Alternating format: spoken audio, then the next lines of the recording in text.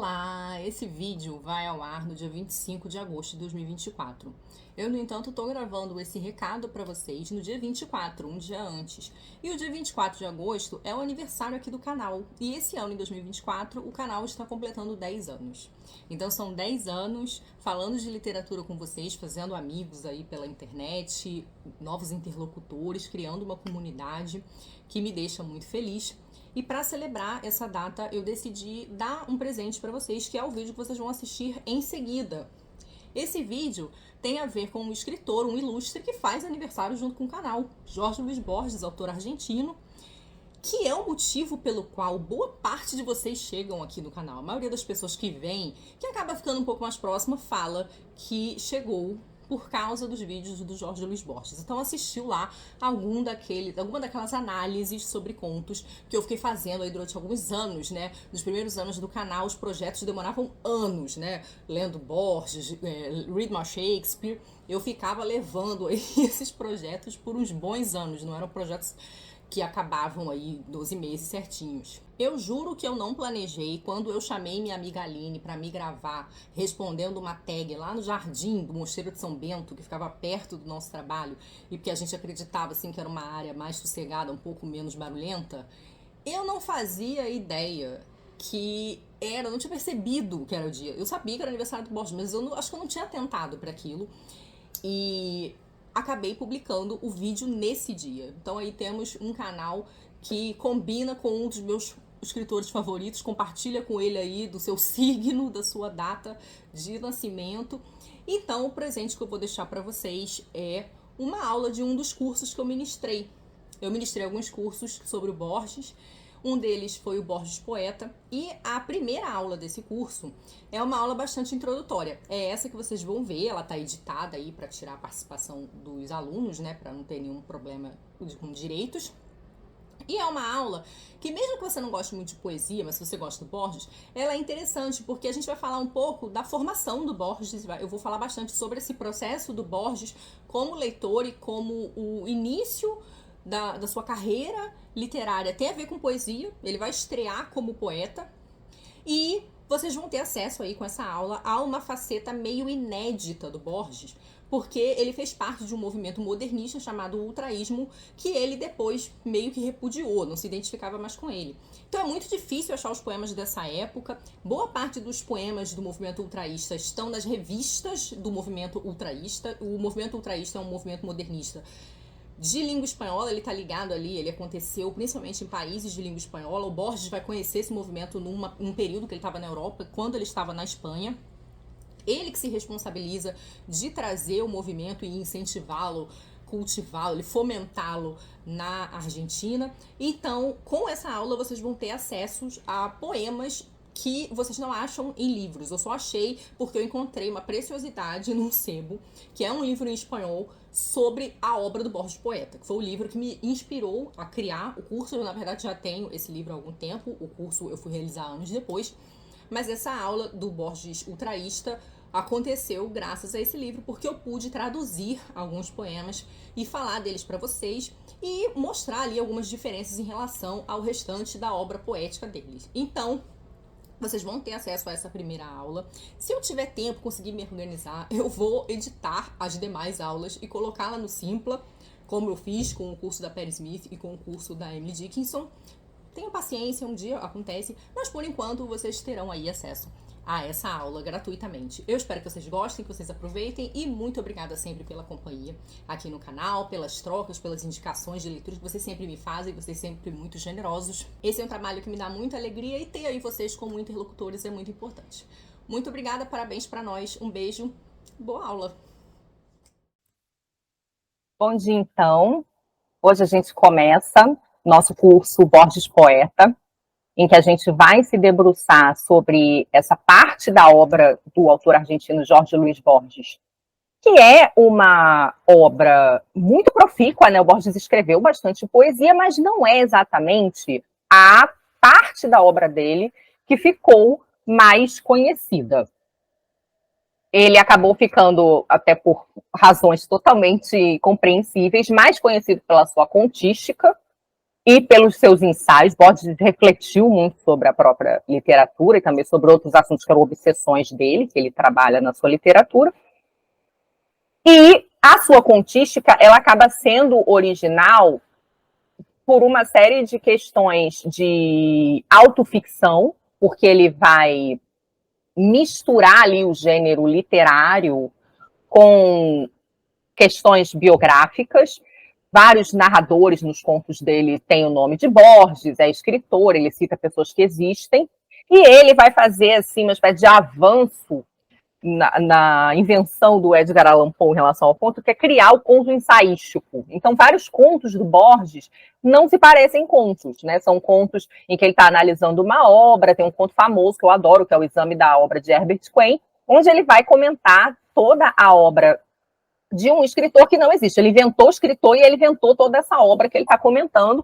Várias pessoas saíram para procurar essa obra, então tem esse fato muito engraçado, que é o Borges, ele acaba criando situações na realidade com os seus contos, com essas coisas doidas que ele inventa, e esse tom, às vezes, muito ensaístico mesmo, como se ele fosse um estudioso que está tratando de um assunto, mas esse assunto são livros que não existem, livros fantásticos, escritores inventados, enfim.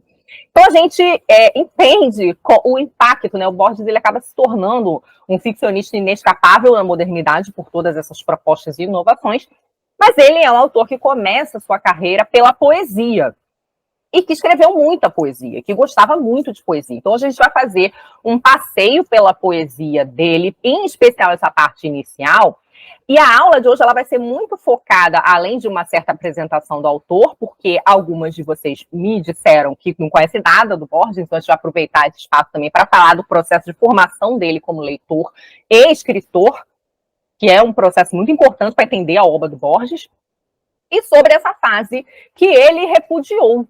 A gente, inclusive, vai ler poemas que a gente não tem traduzido em português, quem traduziu fui eu para a aula, porque ele abandona, né, que é a fase ultraísta, é um tipo de modernismo que ele vai desposar, que ele vai desenvolver, mas que, com o qual depois ele não vai mais se identificar, e ele, então, inclusive, desiste de publicar os livros que ele escreveu dentro dessa estética. Então, a gente hoje aqui vai ter acesso, assim, a informações bem raras e privilegiadas, né, do Borges. Talvez, assim, se ele estivesse aqui, ele não fosse gostar muito, porque não é a parte que ele se orgulhava particularmente, né. Botei fotos aí do Borges novinho e Borges com a sua família, porque a gente vai tratar dessa juventude e início da vida adulta dele, né. Essa fase que a gente vai investigar é ali pela década de 20. O Borges nasce em 1899, virada do século. E então, ali pela década de 20, ele vai exatamente ter 20 e poucos anos. Borges nasce em Buenos Aires, é filho de um intelectual, pai do Borges, Jorge Guilhermo Borges, né? Borges vai compartilhar muitas coisas com o pai. O nome, né? Porque o Borges, nosso escritor aqui, é Jorge Luiz Borges, e o pai dele é Jorge Guilhermo Borges. O pai dele também escrevia, escreveu livros, era professor de psicologia, era estudante pesquisador de filosofia, ele era interessado por filosofia, mas o trabalho dele ele dava aula de psicologia, embora ele fosse formado em direito, né? Antigamente, as pessoas se formavam em medicina e direito, e aí depois elas faziam o que dava na telha delas, né? A formação clássica era essa. E esse pai, ele vai legar muitas coisas para o Borges, que vão ser muito importantes para a sua formação, para o seu desenvolvimento como escritor. Ele viveu a maior parte da sua infância em Buenos Aires, num bairro chamado Palermo, que hoje é um bairro assim moderninho, meio hipster, mas na época dele não era um bairro bem provincianão, assim, suburbanão, o que ele normalmente chama de arrabalde. E nesse bairro, o pai do Borges, que tinha essas aspirações intelectuais, ele evita, de certo modo, que os filhos dele tenham contato com a vizinhança, porque ele achava a vizinhança mais meio inculta, mal educada, né? Então, os filhos, né, o Borges e sua irmã Nora, eles vão ser educados praticamente em casa. Eles não vão sair muito de casa, eles vão ser crianças bem caseiras ali na casa. Eles vão ficar jogando e lendo, porque o pai de Borges tinha uma extensa biblioteca, e Borges vai fazer a festa aí nessa biblioteca. Inclusive incentivado pelo pai, porque essa vida intelectual ela é incentivada pelo pai do Borges. talvez já esperando que o Borges também se tornasse um escritor. Então, o Borges vai ter acesso, né, ele vai passar muito tempo nessa biblioteca paterna, onde ele vai ter acesso a literaturas de 2 idiomas. Não só literaturas, né, a esses textos filosóficos, históricos, psicológicos, que eram do interesse do pai dele, mas literaturas de 2 idiomas, porque o Borges ele tinha uma avó inglesa. Então, a gente pode dizer que ele, de certa forma, se alfabetiza em espanhol e em inglês. Então, ele já tem uma extensa leitura de autores de literatura inglesa. O Borges era muito fã, por exemplo, da poesia romântica inglesa, mas ele é muito, muito, muito fã mesmo dos escritores do século XIX, ali, os autores do gênero fantástico, como o Robert Stevenson, e não só ingleses, mas de língua inglesa. Então, ele também é muito leitor do Edgar Allan Poe. Mais para frente, ele vai ler o Walt Whitman. Borges era leitor do Whitman. E toda essa galera aí do romantismo inglês, como Byron, Shelley e Keats. Borges era muito admirador do Keats, do Shelley, do Coleridge, enfim, de uma série de escritores da literatura de língua inglesa. É até engraçado, porque quando Borges vai finalmente ter contato com o Dom Quixote, ele vai achar muito estranho, porque ele primeiro lê em inglês, e aí quando ele vai ler em espanhol, ele sente todo um estranhamento. Ele fala, ai, parece uma tradução mal feita, sei lá. Então ele entra em conflito com o próprio espanhol, inclusive ele vai tratar muito disso, né, de como escrever em espanhol se torna um grande desafio para ele, porque ele cria uma identificação muito grande com a cultura inglesa, de modo que ele vai escrever em espanhol, a literatura do Borges é escrita em espanhol, mas isso vai ajudar a forjar as peculiaridades da literatura do Borges, porque ele parece que ele traz muito dessa visão de mundo cultural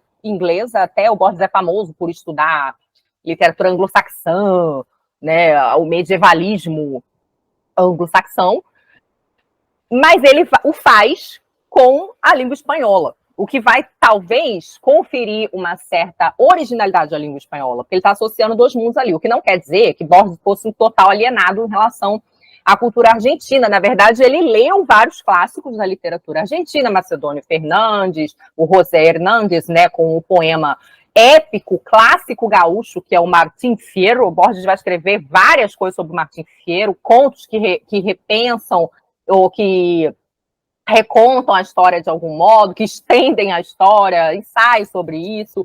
Ele vai ler o Facundo, ele vai ler vários desses escritores basilares, importantes da literatura argentina, né? Leopoldo Lugones.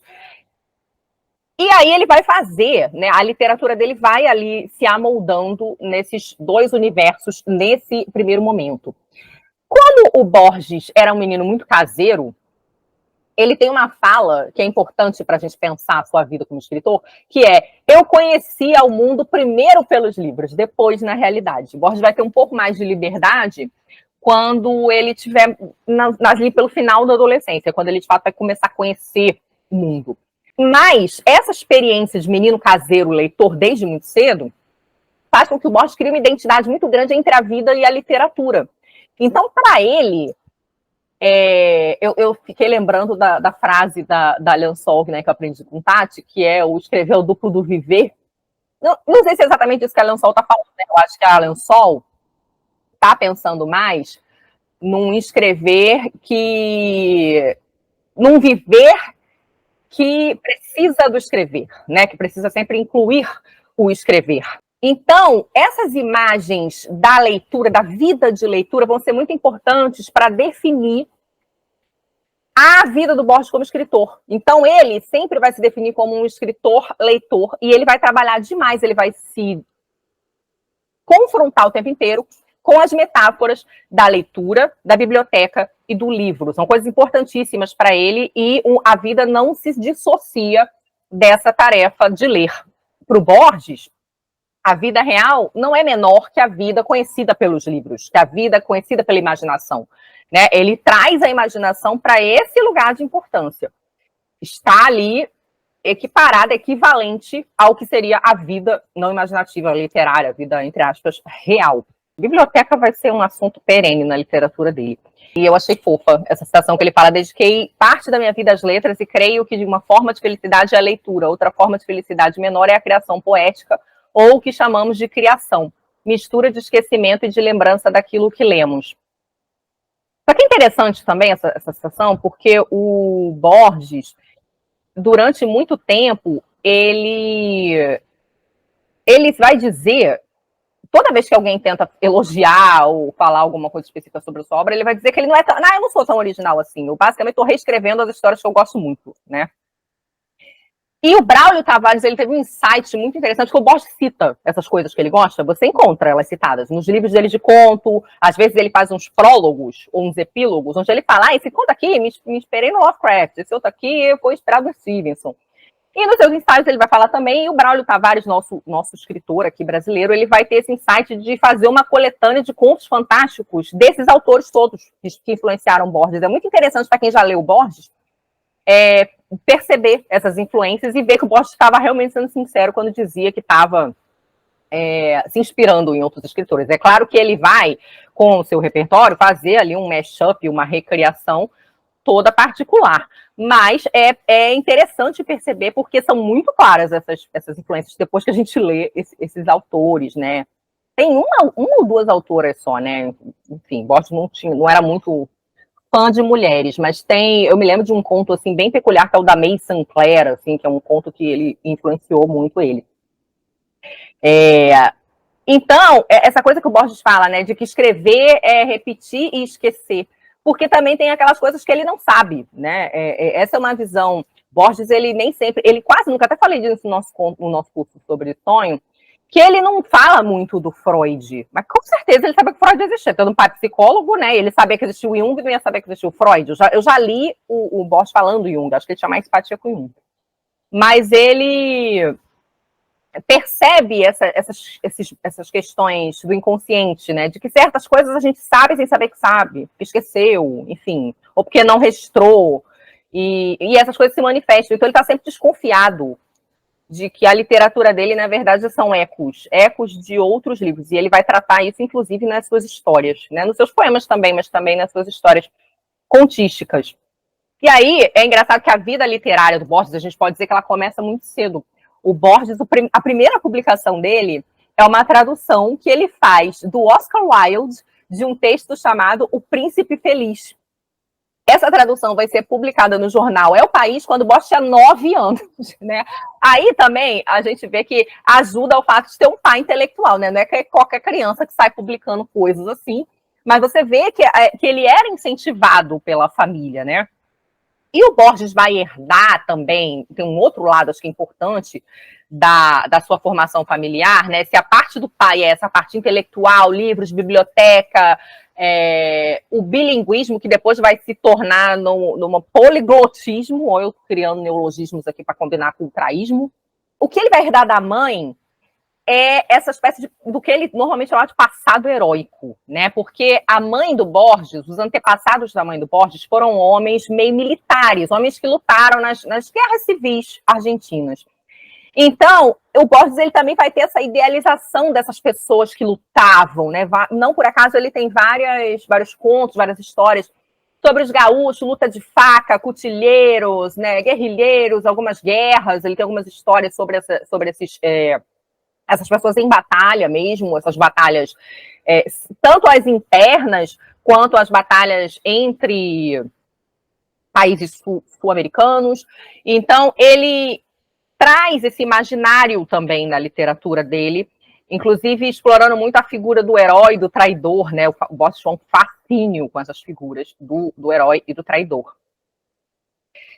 Então, ele vai dividir as influências dele assim, né? O pai é o mundo dos livros, é o mundo das histórias, é o mundo da imaginação, e a mãe é esse mundo heróico dos homens corajosos aí que estavam se jogando a batalha, de certo modo. E essas influências, elas vão aparecer nessa primeira literatura do Borges de maneiras interessantes. Em 1914, o pai do Borges tinha uma doença que vai fazendo com que ele perca a visão gradativamente. Então, em 1914, ele decide ir para Genebra, para consultar um médico, vai com a família toda, a gente tem aí na foto ele, o pai, a mãe e a irmã, né? A irmã se chamava Nora, a mãe se chamava Leonora Acevedo, o pai José Guilhermo, e eles vão, só que estoura a Primeira Guerra Mundial, e eles acabam ficando lá. Então Borges vai morar na Europa de 1914 a 1921. Ele vai passar a boa parte da juventude dele na Europa. Então ele vive esse período da infância ali em Palermo, super dentro de casa, depois vai passar essa parte aí, a partir mais ou menos dos 14, 15 anos, até o início dos 20 e poucos, na Europa, onde ele vai viajar muito. Na Europa, vai ter um período que eles vão morar na Itália. Na Suíça, especificamente, ele vai estudar muito a literatura francesa, que era uma literatura que ele não conhecia tanto, então ele vai ler tudo quanto é francês, não só na literatura, como na história, filosofia, política, enfim, tudo quanto é assunto. E ele vai viajar bastante, ele vai conhecer outros países, e aí a gente tem um período importante, porque ele vai ter uma passagem pela Espanha, em especial aí nesse início dos anos 1920, que é onde ele vai conhecer o ultraísmo. Então acontece uma coisa curiosa com Borges, que é o fato de que essa formação em trocentos idiomas, várias culturas, vai tornar ele muito cosmopolita. Quem conhece a contística dele sabe que numa mesma história, o Borges mete um alemão, uma suíça, um brasileiro, ele bota pessoas de várias nacionalidades, as pessoas têm trânsito, ele conta histórias de pessoas que atravessam continentes, enfim. A literatura do Borges, ela não parece muito localizada, num sentido geográfico. Ele sai misturando esses contatos todos. E isso vai ser muito definidor até para o processo dele de abandono dessa estética ultraísta, porque Borges ele vai criar uma estética com propensão universal, por causa desse montaréu de leitura.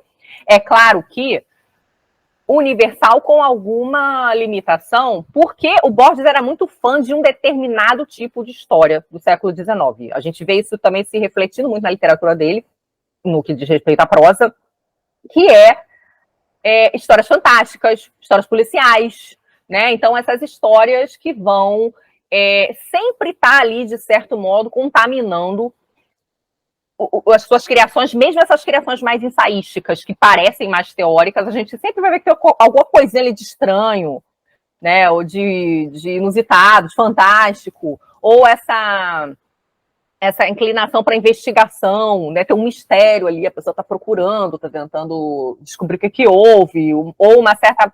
Né, esses contos que refletem o gênero, né, como ele vai fazer, por exemplo, com A Morte à Bússola, que é um conto onde ele vai subverter as regras do romance policial, né, da história policial.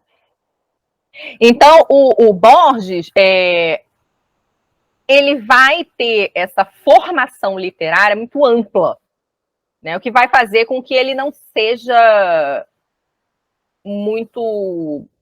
não se restrinja muito a uma certa tendência local.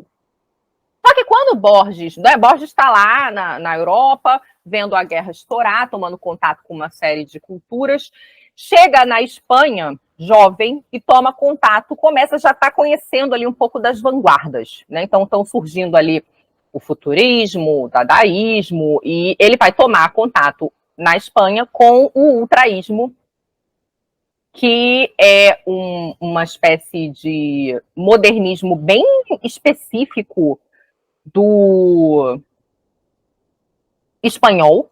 Borges vai começar a sua carreira literária como poeta, né? Os primeiros livros literários dele são de poesia. Quando ele chega na Espanha e toma contato com o ultraísmo, ele vai se comprometer a fazer poemas ultraístas e a divulgar o ultraísmo na Argentina. Então, quem leva o ultraísmo para a Argentina é o Borges. O ultraísmo ele fica sendo, então, esse tipo de vanguarda de língua espanhola. E é engraçado porque ele vai ter essa fase, ele vai planejar 2 livros na estética ultraísta, que depois ele vai abandonar. Esses livros não vão ser publicados, e hoje, para encontrar os poemas ultraístas do Borges, ou você tem que encontrar estudo sobre essa fase específica dele, que foi o caso aqui que eu usei, né, para fazer o curso. Eu tenho esse livrinho, de uma edição mexicana, que chama Expliquémonos a Borges como Poeta, que está na bibliografia que eu mandei para vocês. E comprei na berinjela, hein? É tipo sebo berinjela, tipo achadão.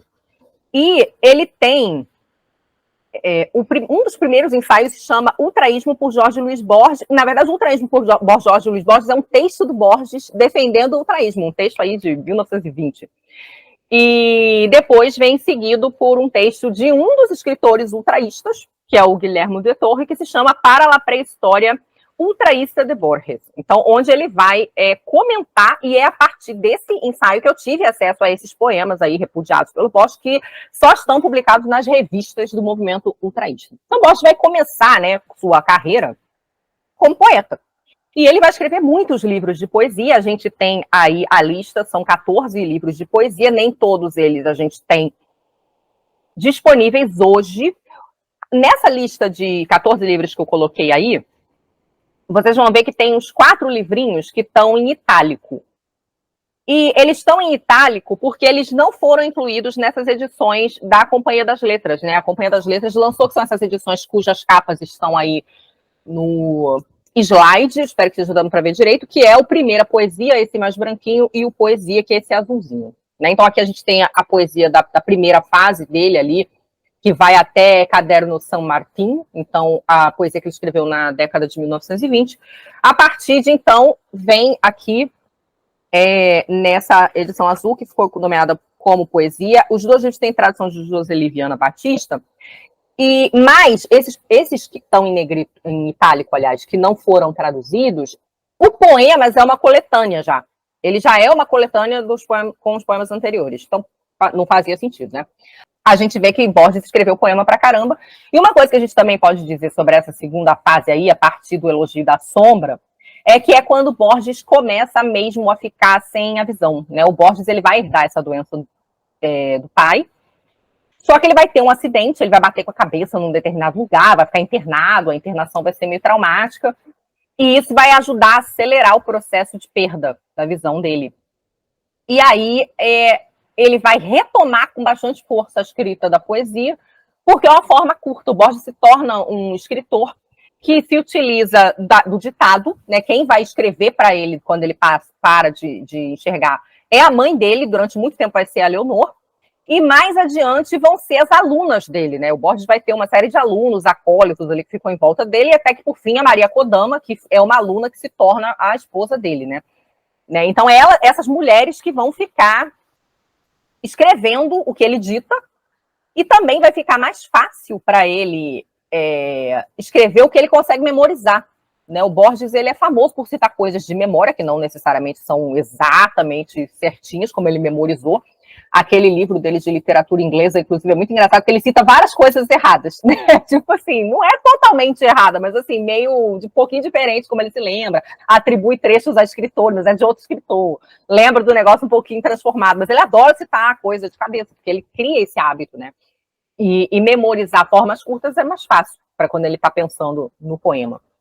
Então, ele vai retomar com uma certa força a poesia nessa fase posterior, que é a fase da cegueira, né, quando ele começa realmente a ficar cego, mas é uma coisa até que eu estava falando com a Mônica aqui antes da aula começar.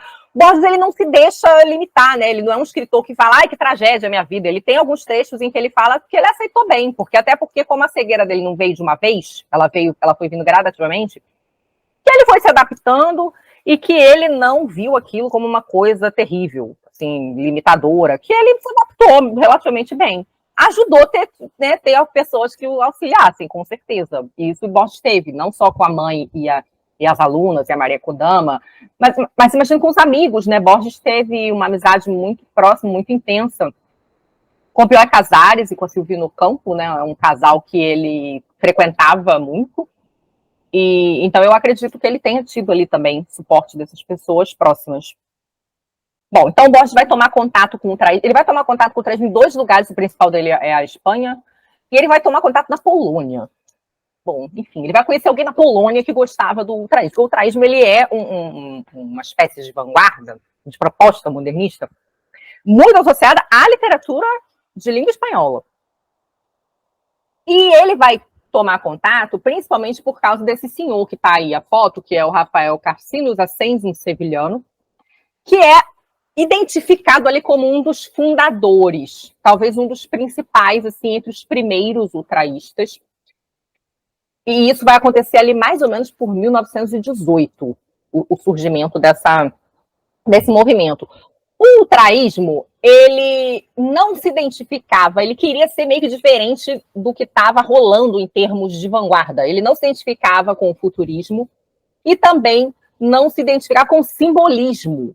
Né? E aí, qual a importância do simbolismo nesse momento? O simbolismo, em vários lugares, ele foi a antessala das vanguardas do modernismo. Na França, por exemplo, você tem o modernismo surgindo como um desenvolvimento do movimento simbolista, da estética simbolista. No Brasil não foi muito isso que aconteceu. O simbolismo ficou ali meio associado, não necessariamente associado, mas ele aconteceu ali meio em paralelo com o parnasianismo, que no Brasil foi muito forte, no Brasil teve uma tradição parnasiana muito grande. Quando o modernismo surge, ele surge muito como oposição ao parnasianismo. E o ultraísmo, ele vai tentar, de alguma maneira, ser uma oposição também ao simbolismo. O simbolismo era uma estética que valorizava a sonoridade e, de certo modo, o que a gente chamaria aqui de temas elevados, né? Questões importantes. Inclusive, o simbolismo ele tem uma certa pretensão de que o poema leve à transcendência, né? De que as imagens poéticas e a sonoridade no simbolismo é muito importante, é uma estética que valoriza muito a musicalidade do poema, que tudo isso ajudasse o leitor e o poeta a acessarem uma espécie de transcendência, tem uma coisa meio mística um pouco no simbolismo. O simbolismo vai resgatar um certo caráter romântico, no sentido dos mistérios e da espiritualidade, né? O futurismo, ele já tem essa, né? O futurismo é uma vanguarda, ele vai surgir, vai se fortalecer na Itália com Marinetti, né? A gente vai ter o dadaísmo também, não com Marinetti, mas enfim, ali mais ou menos pela mesma época. Eles têm propostas com as quais o ultraísmo não se identificava totalmente. Talvez propostas de ruptura, embora o ultraísmo também fosse uma estética de ruptura. Né? O futurismo ele vai ter essa coisa muito do movimento, de um elogio da máquina, né? de às vezes, uma certa uma exploração sonora da cacofonia, enfim, que aludisse às máquinas ou aludisse à aceleração, enfim. E no dadaísmo a gente vai ter essa coisa do ready-made, explorar a falta de sentido das coisas. O ultraísmo, ele, num certo sentido, em comparação com esses, ele vai ser um pouco, ele vai tender um pouco a um certo expressionismo e a um certo surrealismo. É engraçado porque há até quem considere que certos surrealistas se inspiraram em certos ultraístas, porque também o ultraísmo vai ser desenvolvido de maneiras variadas de acordo com os seus integrantes, né, os seus participantes. E o ultraísmo, a ideia do ultraísmo é, por exemplo, abandonar preocupações sonoras, musicais, que o simbolismo tinha. Então, a gente não vai se preocupar com métrica, não vai se preocupar com rima, então verso branco, verso livre, não tem essa preocupação em que haja uma valorização da forma no sentido sonoro.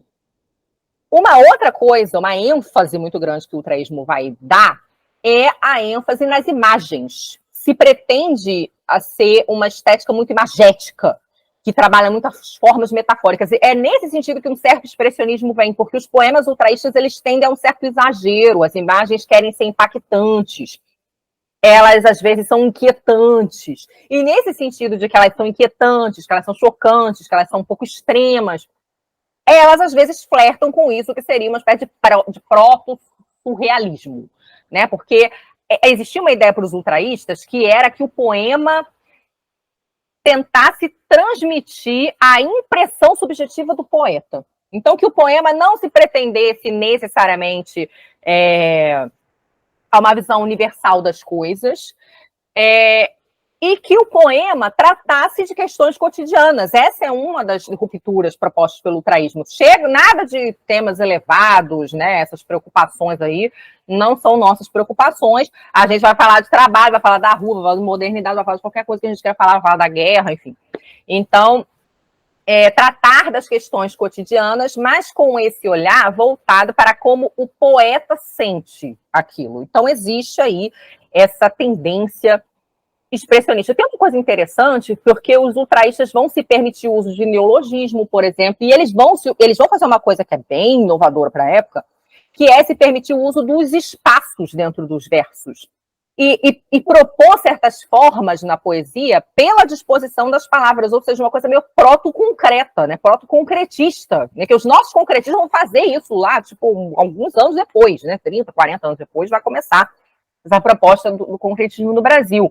Eles não usavam esse nome, até porque essa talvez não fosse a frente deles, né? A questão mais evidente da proposta estética, mas eles se permitem essa disposição ousada das palavras na página. Uma coisa que a gente vai ver quando estiver lendo o poema do Borges, por exemplo, é uma certa abolição da pontuação.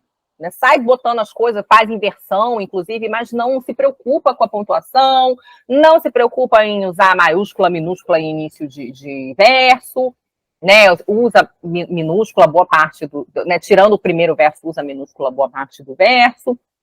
Então, existe essa liberdade, né? Uma certa proposta de liberdade na composição poética. É sempre complicado estabelecer diferenças, assim, muito marcadas, né? Essas vanguardas, elas vão adquirindo nomes diferentes de acordo com os lugares onde elas acontecem, né? Você vai ver paulismo no Portugal, você vai ver antropofagia no Brasil, né? Então, você vai ter alguma, e com propostas que têm as suas prioridades. Então, é sempre um pouco difícil estabelecer recortes assim, de diferenças muito gritantes entre elas, porque, de um certo modo, essas vanguardas, às vezes, têm algumas características compartilhadas, né, com as outras. Elas, às vezes, têm ênfases que a gente consegue identificar mais facilmente, mas uma ou outra característica acabam sendo compartilhadas. Tem uma estética espanhola, por exemplo, chama construtivismo, né? Então tinha poetas que escreviam poemas que eram construtivismo, mas também eram ultraístas, né? Estavam na revista do construtivismo, mas também na revista do ultraísmo. E essa questão da revista é interessante porque o ultraísmo ele não teve muitos livros. Os autores dos ultraístas, eles não escreveram muitos livros. Eles publicavam nessas revistas. Isso é comum, né? Em revistas literárias próprias de movimentos. E aí eu coloquei a capa de algumas delas. Teve revista pra caramba, mas eu coloquei aqui a capa de algumas delas. A Grécia, Cervantes e a Ultra, que são as 3 primeiras que estão aparecendo aí, são revistas espanholas. Né? O Borges, ele teve poemas publicados, né, tanto nas revistas espanholas quanto nas argentinas. Né? A Grécia e a Ultra, a Grécia, a Ultra e a Cervantes talvez sejam as mais conhecidas da Espanha. E eu botei aí um exemplar bem surradinho da Nosotros, que é um exemplar de revista ultraísta argentina, né? Que tem ali Borges como participante. Não dá para ver, porque a letra está muito pequena, mas o nome dele está ali listado entre os escritores participantes da edição. Né? E a gente vai ver, então, que o papel do Borges com o ultraísmo na Argentina é muito importante, porque ele foi o responsável por disseminar, divulgar, organizar revistas lá. Então, eu falei para vocês que o Borges começa a carreira dele como poeta, ele também começa como ensaísta, ele começa escrevendo ensaio cedo. Inclusive nessas revistas, não só nas revistas ultraístas, ele vai escrever em algumas outras revistas importantes de Buenos Aires, como Martín Fierro, algumas outras revistas tradicionais, a Sul, né, a revista da Victoria Ocampo, ele vai escrever numa série de revistas, mas uma coisa que vai acontecer no ultraísmo argentino, por exemplo, é que o ultraísmo argentino ele vai se dividir entre 2 vertentes, que é a vertente conhecida como Florida, que é a vertente da qual Borges faz parte, e a vertente conhecida como Boedo. Elas vão olha um certo antagonismo que mais tarde o próprio Borges vai dizer que nem era tão antagônico assim. Mas a diferença básica entre elas é que a vertente da Florida ela se pretendia ser mais universal no sentido do tratamento dos temas, né? Então eles queriam liberdade para tratar de qualquer assunto com uma perspectiva mais universal nesse ponto de vista dos temas. Enquanto que a vertente Boedo, ela era mais influenciada por ideias marxistas, pela Revolução Russa, eles eram mais socialmente engajados, eles pretendiam fazer uma poesia que fosse mais socialmente engajada, enquanto que o pessoal da Flórida não queria se deter, entenda, eles não queriam se limitar, o que não impede que esses assuntos viessem para o poema. Um dos poemas que a gente vai ler, Borges está pensando a Rússia, e esse é o plot twist muito engraçado, né, na biografia do Borges, porque o Borges, ele vai ficar muito conhecido como um escritor meio apolítico. E por conta dessa postura apolítica, na verdade, um escritor com tendência conservadora. O Borges, ele, conforme ele vai ficando mais velho, ele vai se afastando de questões políticas, de se manifestar em relação a certas coisas, ou de se posicionar. Ele parece muito crítico de tudo, então ele tem uma espécie de desencanto com a política, vamos dizer assim. Mas o Borges, ele é uma coisa que ajuda ele a ser muito lido como conservador, é o fato de ele ter sido um opositor ideológico do Perón. E de que, contra o Perón, ele apoiou um cara que era conservador, ele era antinazista, esse cara, porque o Borges ele é muito crítico do nazismo, ele tem vários textos, tanto ficcionais quanto ensaísticos, em que ele critica o nazismo, mas ele apoia esse outro cara, que é um cara conservador, e que é um cara que via com bons olhos as intervenções militares, as ditaduras, enfim. E o Borges ele vai ter esse ranço com o Perón, e não só o Borges, a família dele toda, né? Na verdade, assim, o pai do Borges vai morrer em 38, né? Mas a mãe e a irmã do Borges, que inclusive era artista também, né? A Nora, ela se torna pintora, artista plástica, ela vira uma espécie de artista modernista na Argentina também. E elas vão ser presas numa manifestação, né? Elas vão fazer uma manifestação anti-Perón e elas são presas. E o Borges, então, se ele já não gostava do Perón, fica com um ódio maior ainda. Né? Então, isso também ajuda, né? Contribui para que ele acabe sendo lido como um escritor conservador. Tem outras questões mais complicadas, né? Mais velho, Borges começa a receber uma série de homenagens, né? Títulos de doutor honoris causa, ele é convidado para dar aula nos Estados Unidos e tudo mais. E uma das coisas que ele aceita, uma das premiações que ele aceita, é uma condecoração do Pinochet. E isso pega muito mal, assim, né? Tipo, como assim, meu filho? Você está recebendo condecoração desse ditador sanguinário, né?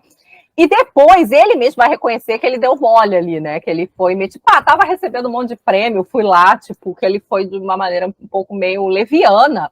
E essa, inclusive, é cogitada como a razão pela qual Borges nunca recebeu o Prêmio Nobel de Literatura. Porque ele era sempre cogitado, ele sempre estava na lista e nunca era premiado. Né, isso inclusive era um bafafá, muitos escritores ficavam revoltados, pessoas tipo assim, como assim Borges não recebeu um Nobel de Literatura, mas o motivo muito provavelmente é esse, foi ele ter aceito um prêmio do Pinochet, né, deu mole aí o Borges. E se tornou esse escritor incontornável, né, do ponto de vista das proposições literárias, mas do ponto de vista da vida era uma pessoa meio sem noção, né, em vários aspectos. E tem uma coisa interessante do ultraísmo também na Argentina, que é o fato de que os ultraístas eles tinham essa coisa muito de se colocar contra a literatura vigente, simbolistas, um certo decadentismo, e na Argentina eles vão ser totalmente opositores do Leopoldo Lugones, que era tipo assim um mega poeta nacional, e o Leopoldo Lugones é tipo uma pessoa totalmente conservadora, racista, pessoa horrorosa. E o Borges, durante um tempo, enquanto ultraísta, ele vai escrever vários textos descascando o Lugones, falando mal da literatura dele e tudo mais. Nesse texto aqui que tem no início desse livro, onde ele é um texto do Borges falando do ultraísmo, ele vai citar escritores que ele acha muito ruins, né, esses que ele acha retrógrados, enfim, por uma série de questões. Mas o Borges, quando ele abandona o ultraísmo, ele vai fazer um resgate parcial do Lugones, né? Então ele vai falar, não, certas coisas que eu falei estavam erradas, tem coisas do Lugones que são muito legais, a gente pode dizer que o Borges tem uma ou outra influência aí de alguns contos do Lugones. Eu nunca li a poesia dele, mas do Lugones, né? Mas eu li os contos numa coletâneazinha que tem aqui em casa. O Lugones, ele tinha uma coisa de misturar ciência com literatura, e alguns contos dele são muito muito difíceis. Eu acho até que essa coisa do Borges trazer a filosofia, a história, histórias da religião para a literatura, ele se sente muito autorizado quando ele vê o que o Lugones faz, porque o Lugones vai trazer, assim, tipo, ciência dura mesmo, assim, teve conto dele que eu li que eu não entendi chongas, assim, é, tipo, muito difícil. Mas o Lugones, ele tem, até por essa perspectiva que o Borges gosta de tratar religiões, né, a cabala, os islâmicos, ou essas coisas meio árabes, o Borges amava As Mil e Uma Noites, né, era um dos livros favoritos dele. O Lugones, ele tem releituras de histórias da antiguidade, histórias mitológicas, histórias bíblicas. Esses são os melhores contos dele para mim, que também os melhores que eu consegui entender.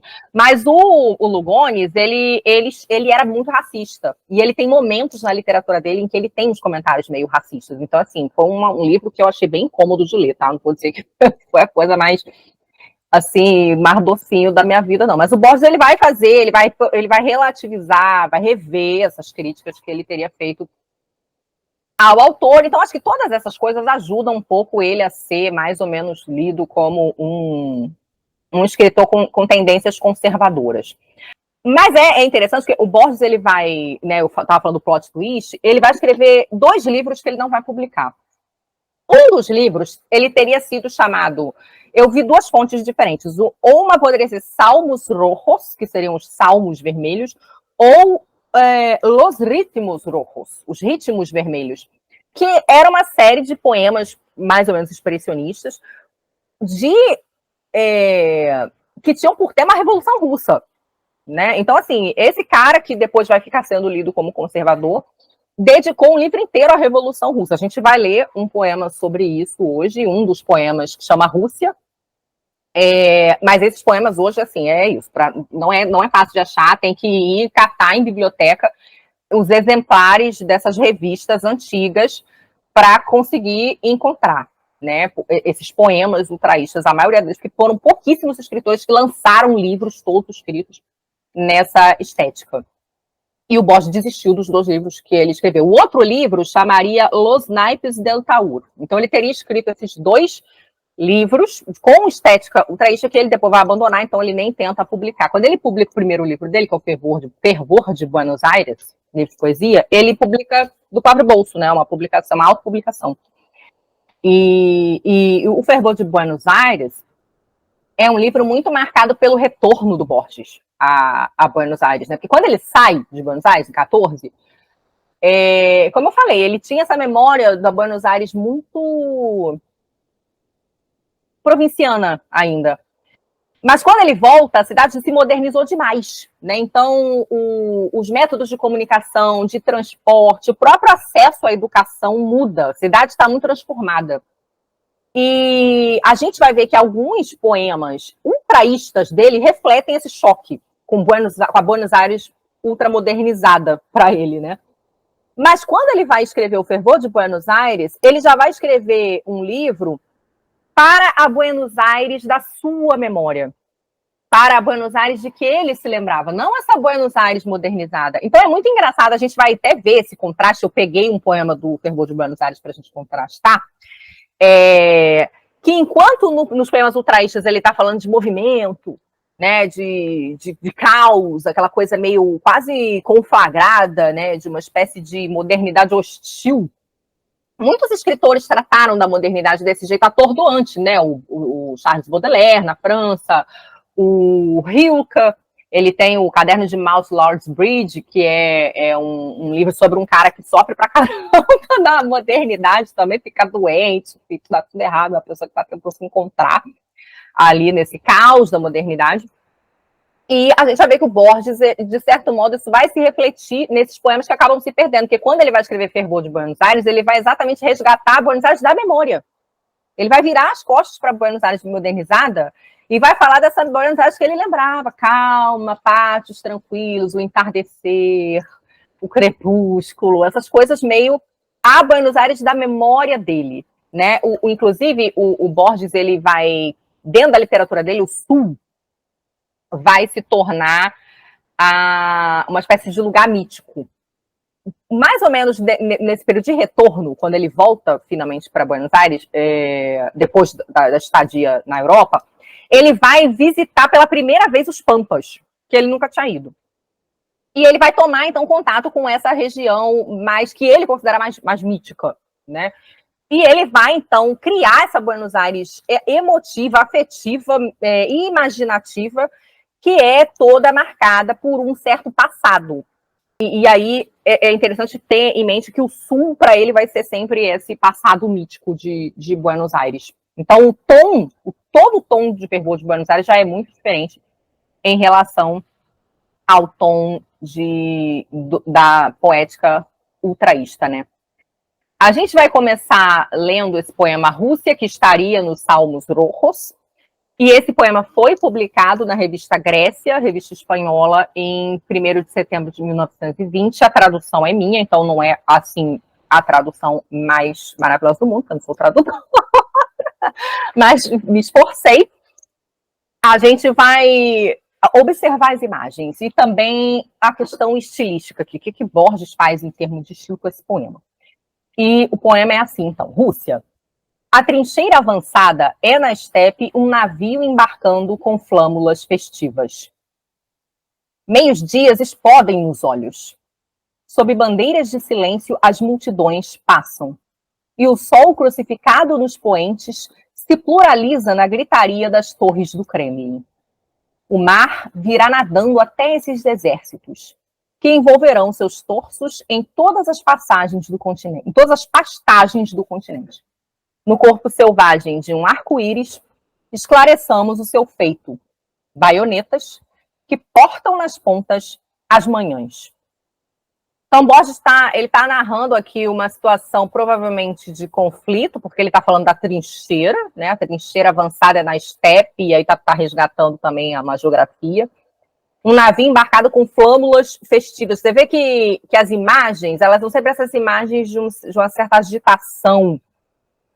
Meios dias explodem nos olhos, né? Aí a gente lembra, quando eu estava falando de um certo expressionismo, porque a pintura expressionista, ela era isso, né? Eram cores muito fortes, os pintores pintavam as pessoas de vermelho, de laranja, né? Às vezes com um contorno um pouco borrado, né? Existia essa ênfase ou no patético, ou no trágico, ou no dramático, né? E a gente vai ver que o Borges transporta isso para a poesia, né? Então, os meios-dias explodem nos olhos.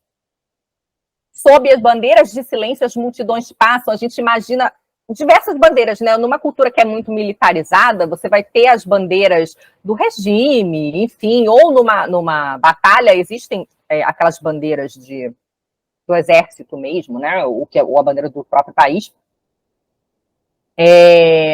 Eu gosto muito dessa imagem que ele fala, né? O sol crucificado nos poentes, né? Então ele coloca a imagem do sol como associado a uma certa tortura. Mas eu acho que tem essa questão de que se o sol está no poente, ele está numa linha, né? E é muito interessante imaginar por que ele vê uma cruz ali, né? Talvez seja o contraste da luz que o sol ainda emite, uma luz vertical, com o lugar onde ele está, né? Um lugar horizontal, né? É muito imagético. O ultraísmo é muito forte imageticamente, né? Ele tem essa grande ênfase nas metáforas e assim, nas metáforas imagéticas. E aí depois ele vai dizer que o sol crucificado nos poentes se pluraliza, ele se espalha na gritaria das torres do Kremlin. Então a gente parece que esse sol ele está, de certo modo, refletindo, né? Ele se pluraliza nas torres, né? Ele reflete, de certo modo. E essa reflexão, ela pode ser uma reflexão nas pessoas também. A gente se leva a se perguntar se ele não está dizendo que a energia solar, de certa forma, contamina, ou que ela tem um paralelo. A gente pode fazer um paralelo com a energia das pessoas ali, dessas multidões. Eu adoro essa outra imagem que ele faz também. O mar virá nadando até os seus exércitos, né? Então não é o exército que vai nadar, o mar virá nadando na direção dos exércitos. E os exércitos envolverão seus torsos nas pastagens do continente, provavelmente nas batalhas, né? Vão se sujar, vão rolar, vão fazer trincheira, enfim. Isso foi o que eu imaginei, claro, né? Vocês podem imaginar outras coisas. No corpo selvagem de um arco-íris, interessante também essa associação que ele faz, porque arco-íris eu acho que a gente normalmente vê com uma certa graça, né? Uma imagem de uma certa singeleza, mas ele vê como selvageria. No corpo selvagem de um arco-íris, esclareçamos o seu feito. Baionetas, então, né, as armas dos soldados, que portam nas pontas as manhãs. Essa imagem é sensacional, porque a baioneta, na ponta da baioneta, né, da lâmina ali, está refletindo o sol, né? Então, está brilhando, né? Então, ele mostra essa imagem muito forte das pessoas alinhadas com as baionetas empunhadas para frente, provavelmente, refletindo a luz do sol, né? Então, é todo um poema muito em torno da luz, da reflexão, dos raios. A gente vai ler um agora que chama Bondes, que também traz uma imagética bem agressiva, assim, bem hostil. E ele foi publicado na revista Ultra em 30 de março de 1921. A Ultra também é uma revista espanhola. Com um fuzil no ombro, os bondes patrulham as avenidas. Proa do Imperial sob a vela, de céus de varandas e fachadas, vertical como gritos. Cartazes de protesto executam seu prestigioso salto mortal vindo de cima. 2 trilhas estiram o asfalto. E o carrinho violinista vai pressionando o pentagrama na noite. E os flancos bombardeiam paletas momentâneas e sonoras. É interessante, ele está falando de bonde, mas ele diz que o bonde passa com fuzil no ombro, né? Então já é uma coisa um pouco ameaçadora, né? O que ele está querendo dizer aqui, né? E aí eu fico pensando assim, o impacto das pessoas, as primeiras tecnologias, né? Como isso é registrado, se eu não me engano, eu acho que é o Flaubert que tem um texto sobre o trem, de uma pessoa ficar atordoada no trem. Porque como a paisagem passa rápido demais, a pessoa fica meio passando mal, às vezes ela tem uma crise de ansiedade ou alguma coisa parecida. Porque, tipo, o que é isso, né? Porque é um borrão, a pessoa não enxerga mais as coisas, é tudo muito rápido. Mas nós, hoje, não é tão rápido. A gente já tem a nossa sensibilidade ajustada para essa velocidade. Mas para quem não tinha, para quem andava de carroça, né? A pessoa entra no trem e fica, tipo, sei o que está acontecendo aqui, né? É muito rápido. Então você vê que a pessoa ela tem esse tratamento com o bonde como uma coisa hostil. E várias imagens, eu acho muito interessante como ele associa imagens de som, né? Ele chama de carrinho violinista. A palavra que ele usa originalmente é trolley. E trolley em inglês é um carrinho mesmo, mas parece que trolley pode ser usado em espanhol também. E ele pode ser esse carrinho de mina, por exemplo, né? Esse trenzinho de transporte, sabe? Então ele vai falar que é um carrinho violinista e a gente é transportado para aquela imagem, né? Porque ele vai falar das trilhas no asfalto, né? 2 trilhas estiram no asfalto. E o violino ele é tocado com um atrito em linhas paralelas, né? Então você tem o arco ali passando naquelas linhas paralelas. E talvez, eu não sei se vocês já tiveram a oportunidade de ouvir violinistas afinando. É um barulho insuportável. Quando o violinista não está executando notas, acordes, ele só está. Porque, assim, parte da prática do violinista é treinar movimento, treinar tempo. E ele não faz isso necessariamente com música, ele faz com os exercícios. E eu tinha uma amiga que era violinista, e é um som horroroso, porque não parece como música, é uns barulhos, são uns ruídos, porque na verdade o que ela está fazendo é treinar movimento, né? Então ele associa o movimento bonde passando com esse carrinho violinista, né? Então esse atrito, que desenha um pentagrama. E aí eu fiquei pensando, né, como Borges tem muito interesse nessas culturas que envolvem crenças religiosas, pagãs ou anglo-saxônicas, enfim. Se ele não estava pensando numa coisa meio bruxaria, assim, né? Essa coisa de... Ou seja, tem algo do maligno na cabeça dele, né? Porque, assim, hoje em dia, a gente questiona essa visão, né, das crenças pagãs. Mas talvez uma ideia de algo ali ligado ao maligno, né? Ou ao misterioso, sei lá. Né? Então ele vai falar... E uma coisa que eu acho muito interessante é que ele está falando, o bonde está passando no chão, né?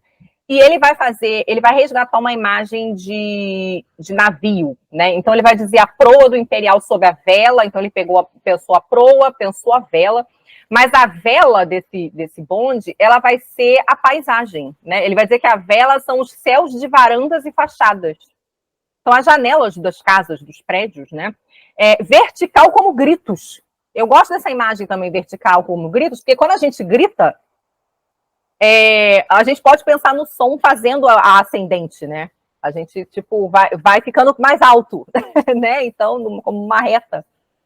E aí, tem essa imagem que a gente não entende direito o que acontece, né? Quando ele fala cartazes de protesto executam seu prestigioso salto mortal vindo de cima. Parece que está havendo manifestações talvez contrárias ao bonde. Será que as pessoas estão, né? Alguém foi atropelado? Ou as pessoas não querem essa modernidade, talvez? Então a gente tem, e eu achei até interessante, tem algo de profético, né? Porque Buenos Aires vai ser um lugar tão marcado pelo protesto, por conta das questões históricas, da própria ditadura, né? E ele traz essa ideia já de pessoas protestando contra o bonde, provavelmente. E que quando você diz que eles fazem um salto mortal vindo de cima, o que será que aconteceu? Tacaram o cartaz no bonde? Alguém caiu, né? É uma queda? Alguém foi atropelado e aí rolou, assim? Não sei exatamente o que aconteceu aqui. Mas a gente vê que são imagens fortes, é sempre um certo movimento, uma certa confusão. E no fim, ele vai dizer que os flancos bombardeiam. Os flancos, então, ele está comparando provavelmente o bonde a uma formação militar, e os seus flancos vão bombardear paletas momentâneas e sonoras. Parece que aconteceu um acidente ali, né? Porque vão voar cores para todos os lados.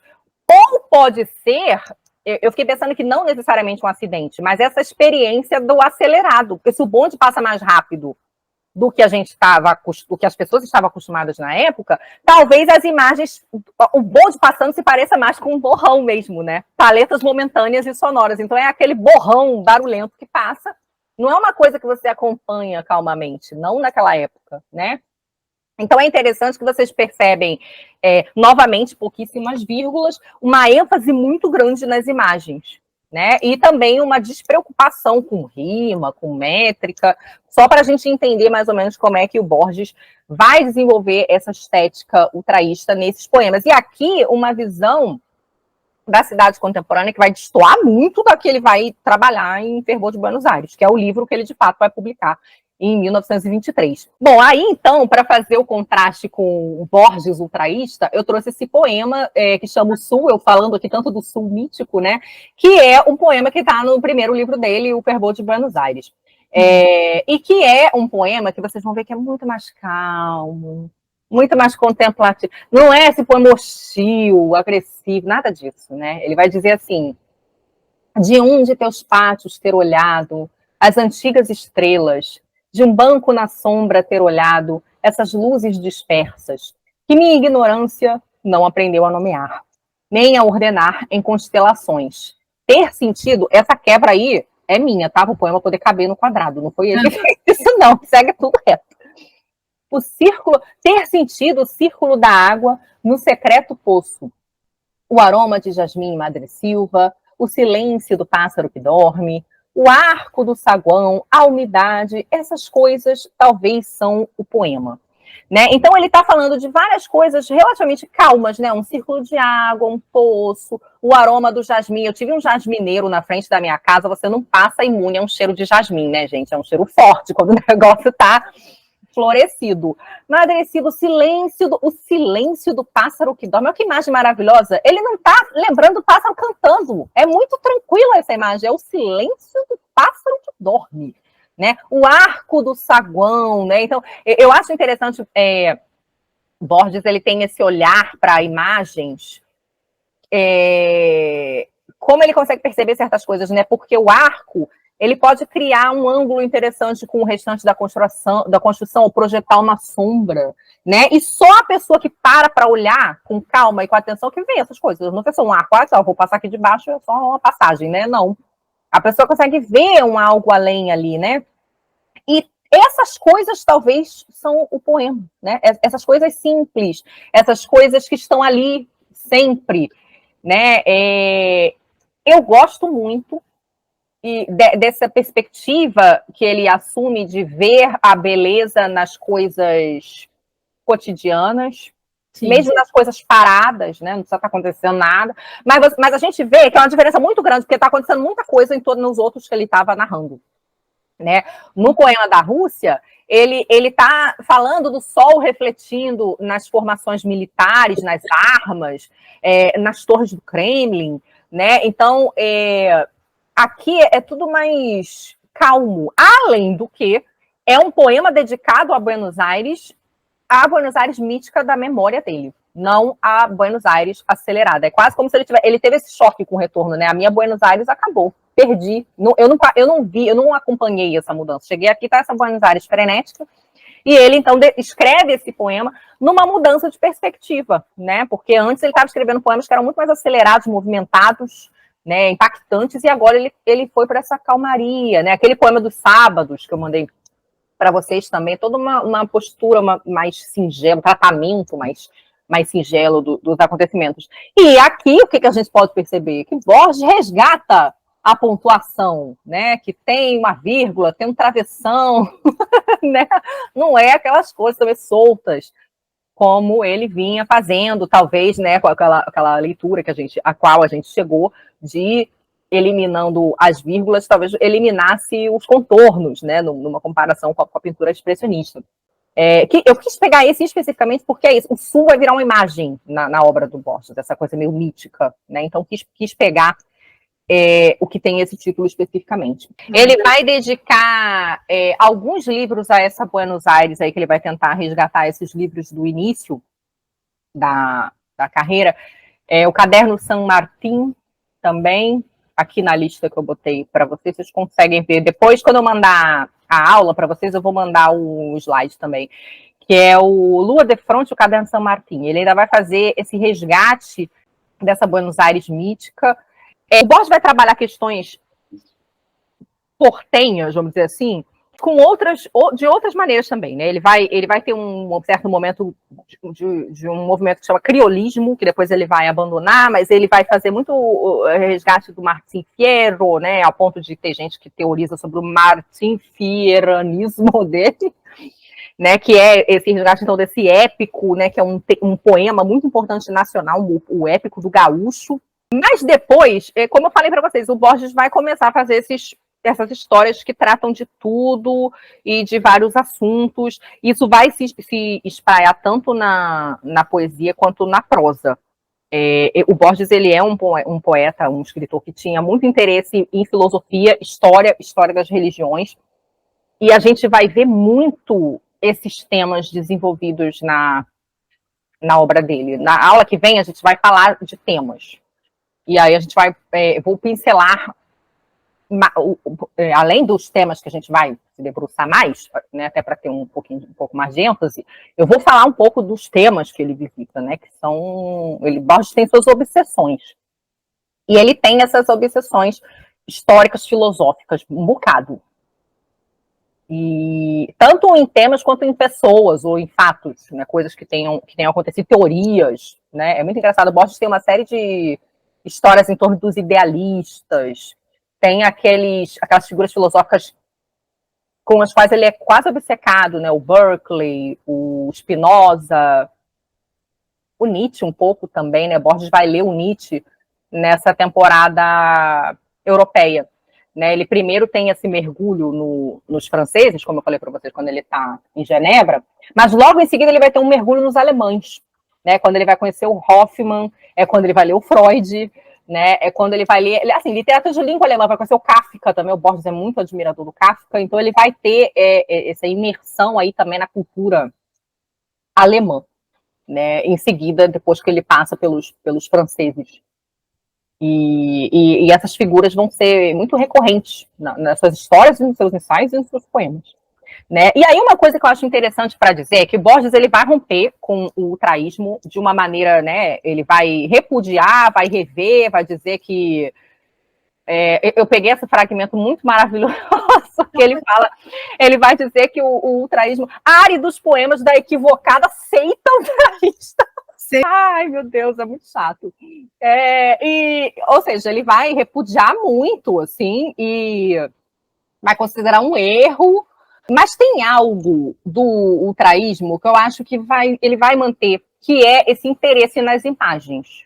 o Borges é um autor interessado nas imagens. Ele talvez não seja interessado nesse tratamento que tende ao exagero, ao expressionismo, a uma coisa, um enigma meio surrealista. Mas metáforas são algo muito importante para ele, e o Borges ele vai ficar conhecido por uma longa pesquisa que ele vai fazer sobre as Kenningar, que são uma espécie de metáfora, de epítetos das sagas islandesas, do Beowulf, desses textos medievais, anglo-saxões. Ele vai estudar muito os Vedas, né? Então, esses textos que ele vai estudar, a Kenningar, eu não sei se vocês já ouviram falar sobre isso em relação à Ilíada e à Odisseia, né? Que você tem um epíteto, então, por exemplo, assim, Aquiles, o de pés rápidos, sei lá, eu nem sei se esse é o epíteto do Aquiles mesmo, mas enfim, vamos supor que fosse esse. Enfim, você sempre tem o nome de alguém e essa descrição meio que frasal da pessoa. E essa descrição frasal, ela fica sempre sendo retomada, né? Uma maneira de você lembrar do poema, né? É uma coisa que se repete, é uma repetição. Então, ela ajuda no processo de memorização. E as Kenningar são algo parecido nesses poemas anglo-saxões, nessas sagas anglo-saxões, em que você tem uma metáfora que ela não é muito óbvia, né? Ela é um negócio meio uma associação meio doida, mas que ela serve para descrever alguém. E o Borges é maravilhado com isso, né? Então, essa questão das imagens, ele não vai abandonar, eu diria. Ele vai continuar sendo um escritor que gosta muito de trabalhar metáforas imagéticas nos seus contos, na sua poesia. A gente pode dizer que talvez, a gente pode reconhecer que isso ele manteve, né? Essa ênfase nas imagens. Mas as imagens talvez sejam menos angustiantes do que eram no ultraísmo, nesse sentido de estar sempre um movimento, uma certa agressividade, e às vezes uma certa hostilidade até na cena que está sendo narrada. Ou algo meio confuso, né? Você vê que aquilo que Jacques falou, o poema é difícil, ele mistura várias coisas, né? Então, ele vai ser mais contido. Vai haver uma contenção no tratamento dessas imagens, mas não vai haver um abandono das imagens, eu diria. Sim. Mas ele vai tratar o poema com mais... até nesse Ofício do Verso ele fala isso, né? Que ele vai passar a preferir os poemas mais simples do que os poemas mais complicados. Então, essa estética modernista, que tende às inovações formais, excesso de diversão, tira pontuação, faz umas imagens meio chocantes, né? Ou umas coisas meio cacofônicas, muita literação, lá, talvez isso não vai interessar ele mais. Então, para resgatar aquilo que a gente está falando lá no início dessa formação meio cosmopolita que ele tem, o Borges ele vai sair dessa literatura, dessa estética muito específica para uma coisa que tende ao universal mais. E que nesse sentido vai ser legível por mais pessoas, por mais tempo, né? Quando ele se encontra numa poética que vai ser mais simples, ela vai ser mais simples no sentido de que ela vai ser formalmente menos rebuscada. O Borges não vai ser um poeta fiel a formas fixas, quando é na telha dele, ele vai fazer um haikai ou um soneto, mas ele é um poeta que vai se manter fazendo verso livre, verso branco, né? Não tem muita preocupação com métrica ou com rima, mas os poemas dele são muito claros, né? Vai haver um interesse dele de que os poemas sejam entendidos. E aí eu acho isso até interessante, porque muita gente reclama que a contística do Borges é muito difícil, né? Não entendi nada. Quando eu li o Alice pela primeira vez, eu falei, Jesus amado, o que está acontecendo aqui? Fiquei muito perdida. Porque é uma literatura que tem muitas referências, né? Ele faz muita coisa, ele traz muita coisa, né? O Borges leitor está sempre presente no Borges escritor. Ele vai citar filósofo, vai citar outro livro, vai citar o texto de tudo quanto é época, Idade Média, Antiguidade, tudo misturado na mesma história. Então você fica meio desorientado, às vezes, né? Com aquele excesso de informação. Mas eu diria que a poesia dele é mais concentrada, né? Ele reúne menos coisas, até porque o Borges não é muito um poeta do poema longo, né, do poema extenso. Ainda bem, eu não gosto de poema longo, muito extenso. E eu sei que Borges é fã de poetas que gostam dessa forma extensa, né? Ele gosta do Walt Whitman, ele gosta do Coleridge. Eu dou aqui, o Coleridge é uma rara exceção de poema longo que consegue prender minha atenção, porque quando o poema é muito longo, eu esqueço do que ele está falando no início, eu fico meio perdida. Eu prefiro poemas não muito extensos. E o Borges não ele vai ser, até por essa questão, né, da visão, ele não vai ser um poema de formas muito extensas, né? Então, a gente pode dizer que É uma entrada menos desafiadora, a poesia dele, né? Uma entrada na literatura dele menos desafiadora, não menos bonita, eu acho a poesia dele bonita demais, mas esse interesse nas imagens a gente pode dizer que se mantém, né? Com um tratamento mais contido, talvez um pouco mais tradicional, mas que se mantém. E é isso é o que eu tinha preparado para vocês, eu espero que vocês tenham gostado. Na aula que vem a gente vai ver questões mais temáticas, e eu agradeço a presença de quem veio e também de quem vai assistir a gravação. Um beijo, até mais.